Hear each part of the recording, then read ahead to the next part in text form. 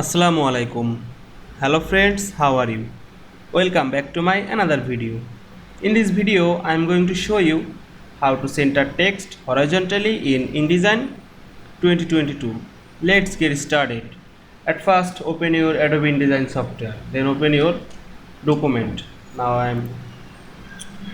Then you can see here are my text. Then press Ctrl on your keyboard and select this text. Now I am horizontally center text horizontally in this text, then delete this letter, delete this.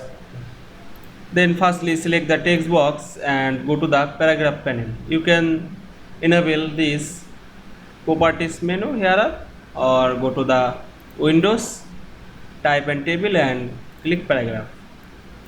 Now I am center text horizontally in InDesign. Then firstly select the text box and go to the alignment, and you can see here are align center.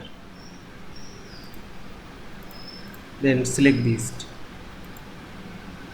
Now I am do this.